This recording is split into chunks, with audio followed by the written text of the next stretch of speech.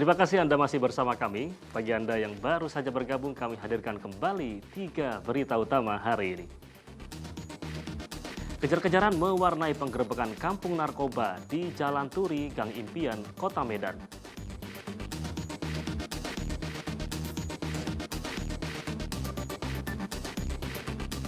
Polemik proyek lampu pocong di Kota Medan menuai berbagai kritik dari warga.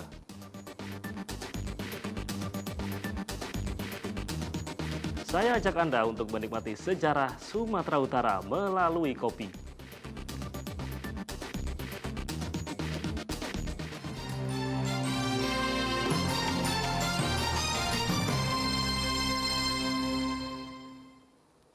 Pencurian sepeda motor terjadi di halaman Masjid Al-Abror, Kota Medan. Modusnya, pelaku berpura-pura ikut melaksanakan sholat Jumat. Satu sepeda motor milik jemaah raib dibawa kabur.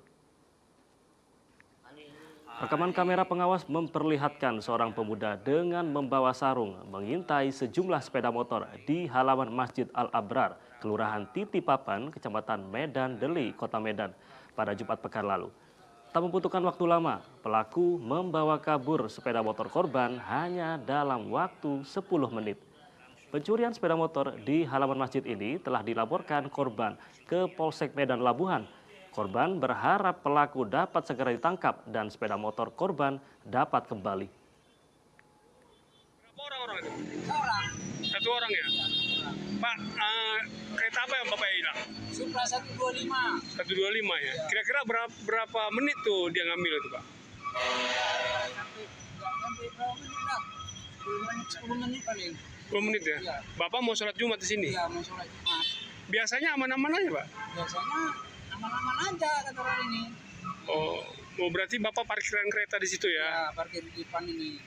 Oh. Rekonstruksi kasus penganiayaan dengan tersangka Aditya Hasibuan dan AKBP Ahirudin berakhir pada Senin petang.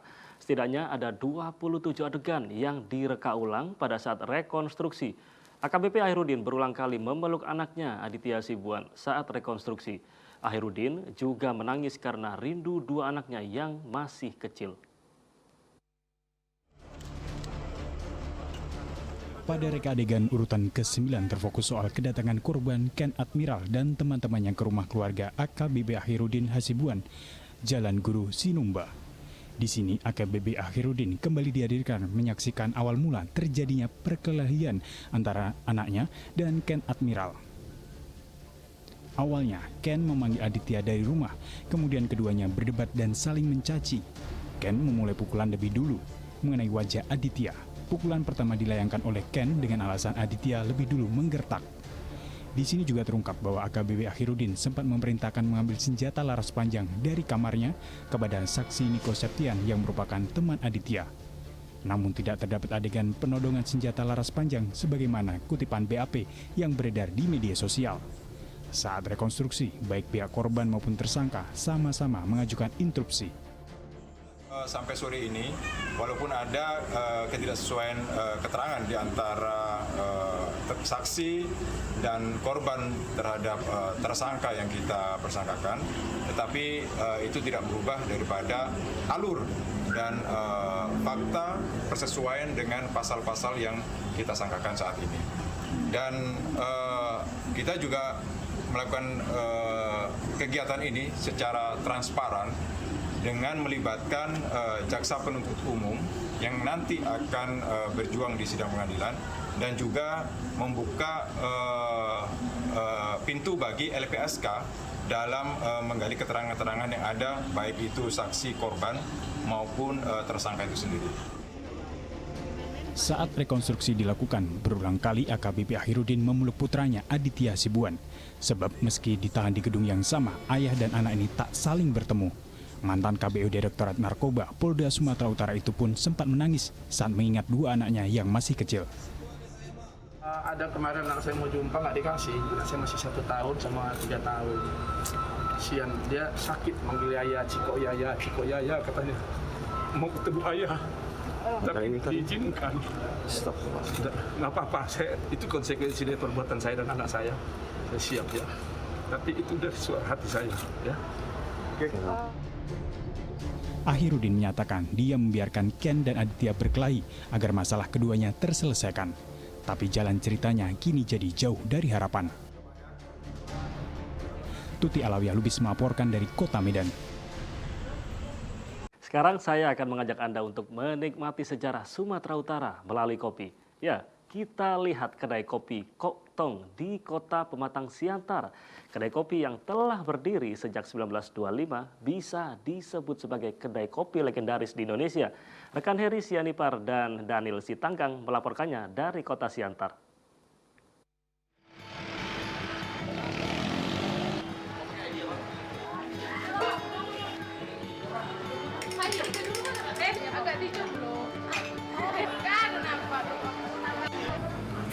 Menyeruput sejarah Sumatera Utara, meresap nostalgia di Sumatera Utara. Inilah yang saya rasakan di sini, di kedai kopi Kok Tong yang sudah berdiri sejak 1925. Anda bisa bayangkan, hampir seabad kedai ini telah berdiri. Kopi Kok Tong mewakili nostalgia itu. Saya ingin merasakan nostalgia yang sebenarnya.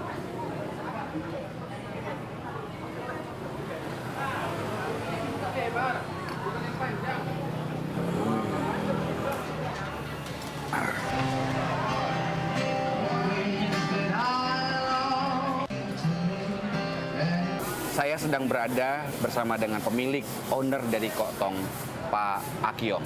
Pak Akyong, terima kasih sudah bersama saya. Kita tos dulu, merayakan hampir seabad Kok Tong. Kita akan berbincang lagi dengan Pak Akyong yang akan langsung membuat kopi Kok Tong ini. Pemilik saat ini adalah generasi ketiga dari keluarga yang lama menekuni bisnis kopi.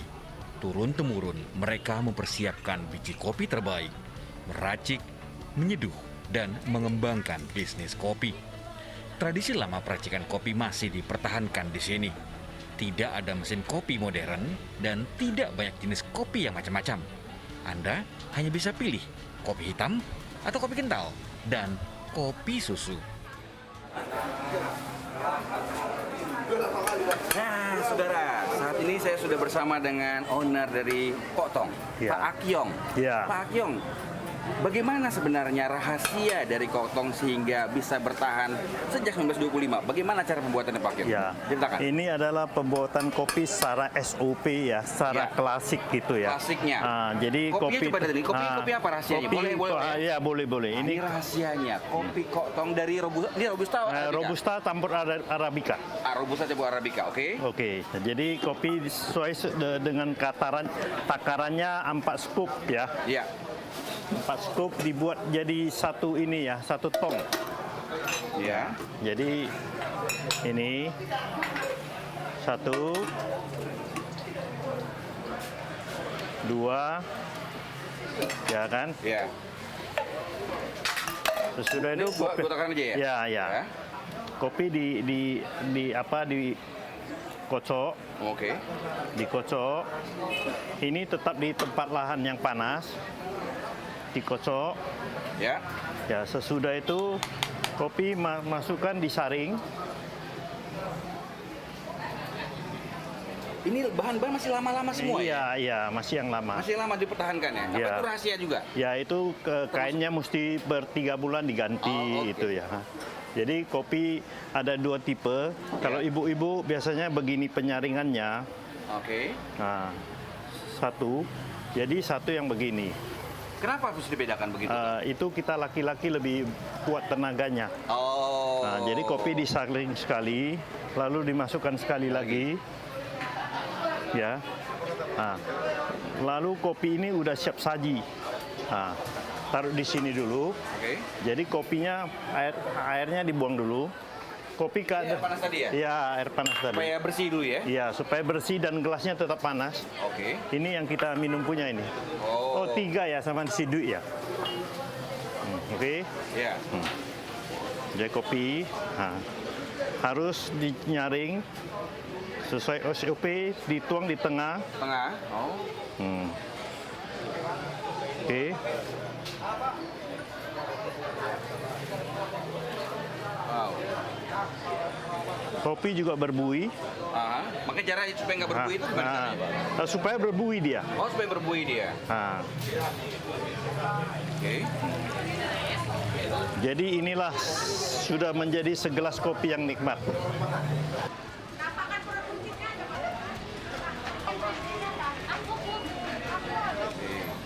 Artinya sejarah masih terus dipertahankan oleh Pak. Ya, mutu apa tetap dijaga. Oke, itu saudara-saudara, sejarah dipertahankan di sini. Menyesap nostalgia sejarah dengan Koktong. Henry Sianipar dan Daniel Sitanggang melaporkan dari Kota Siantar.